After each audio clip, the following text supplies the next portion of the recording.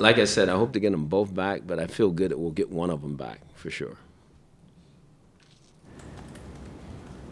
Do you feel like this is a game that really kind of sets up well for you? They like to run the ball, and you have the best run defense per carry in the league. Yeah, no, we got to go do it. I mean, we've demonstrated that we can stop the run. They're going to run it, and so again, it's strength against strength.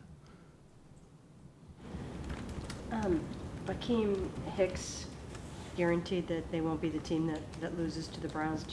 What's your reaction to that, and do you think your players are fired up about that? No, I don't. You know, again, it's a football game, and we know what people say doesn't determine the game. It's how you play. So he's a good player, and I'm sure, I mean, a lot of teams don't want to lose to the Browns right now. I get that. So if I was him, I'd feel the same way. But at the same time, we do know and recognize that it's going to be determined between the white lines and not by what anybody says. How about Isaiah Crowell this week said he sometimes feels disrespected, or he felt disrespected by we had a discuss. He's fine. Yeah, good. We went good. Yeah, he's. I mean, good. I mean, guys get frustrated when they want the ball. I get it. You know, he feels like he can do more, help the team. I totally understand. Just how we handle those things is important, just as important to me as anything, and he understands. So we'll go from there. Would you prefer that he didn't say something like that? I think I don't really have a censor that way with our guys. I mean, because I don't know how that question came about, but I know sometimes things get taken out of context a little bit, and but he did feel like he could do more, so I get that. I respect that. He knows where my office is, and he came up and talked to me about it, so I respect that part of it. Sometimes guys know they say things, and, well, I didn't mean it that way. It gets like that, and that's part of it.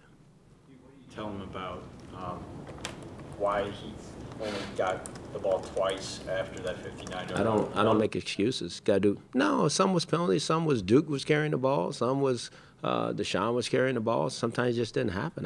We have to do a better job of making sure that he's involved that way. You know, that's just there's no excuses to anything. I'm very honest and upfront with guys about what we do and what we don't do. I think he understood that. Let's move on to the Chicago game. I mean, we've heard you say you need to be inspired to run as a play caller. He had the longest play you guys have had all season. Just because you run for 59 yards don't mean that I'm in. No. I mean, me and you, all 5 of us could have ran through that hole. Okay? Go back and look at the play. So I'm not saying that. And the inspiring run, just so we're all on the same page, is when you break tackles. It's the tough runs. It's when everybody's knocking the crap out of you and you find a way to still make 4 or 5 yards. That's running in the National Football League. When everything's blocked pretty and you can just run down up through there, that doesn't happen but once or twice, you know, in a game. That's not saying that Crow doesn't do that. He does it well for us. But I'm just saying you guys are talking about a run that, I'm being very honest, we all could have ran through. And what I'm looking for is more of the grunt, tough, you know, type runs that I know that you got to have in the National Football League from our runners, period. And I think they gave us some. We got to continue to do more, and that's where we are. The holes are, I mean, because I think Austin Ryder might have blocked 3 guys on that play. Did you see it, the play? No. Did you see the play the second time we ran it behind Austin Ryder? Did you watch that? We did run that play. Oh, I know. I knew you guys didn't know that. Hey, I know the people who asked these questions. Yeah, we did. Go look and see what happened the second time we ran the play. Then maybe you'll understand a little better. I mean, no, the second time it was a -2 play. Same play, different area of the field, behind the same people. That's football. That's the way it works. That's what I'm saying. So every hole is not going to be a 59-yard run. You know, sometimes you got to make your holes as a back. And I think the backs understand that. So I think, you know, every time I get a question, you know, from readers, every time I'm listening to the radio, every single criticism of you this whole season has been about you were promised that you were going to run the ball more this year, and it really hasn't seemed to work out like that. Yeah, it hasn't worked out that way. I thought we would be able to be in games a little closer than what we have been. We get behind, and I hate to say, I'm just being very honest. I think sometimes I've probably gotten away from it a little too quick, But there's times where in order to score points, the fastest way to get there is throwing the football. You know, there's not many 59-yard, 75-yard, 85-yard runs in the National Football League. That doesn't happen. There's more pass plays that give you more chunk yardage than there are runs. And so, again, I get it. I understand the criticism. We've run the ball better over the last 5 or 6 weeks. We'll continue to do so. And hopefully we'll finish the year running the ball better. I think we started way low in the National Football League running. I think we're making a jump, and we just got to keep going. So does that really put even more of a burden on the rookie quarterback than you would want to have? The fact when you're behind? I mean, you have to get those chunk yards to get back in the. No. I don't think it puts a burden on him. We're not trying to throw for a 30-yard gain at those times neither. You know, some of the throws we make are quick game throws.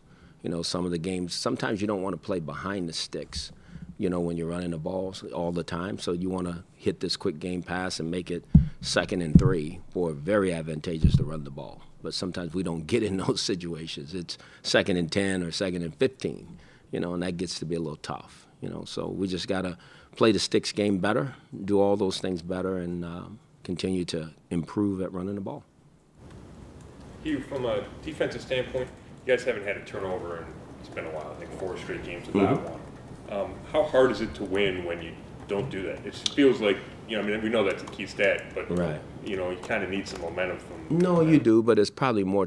It's tougher if you're not getting them and you're turning it over on offense. You know, I think that's the double-edged sword there. That we haven't done a great job of protecting the ball, and so.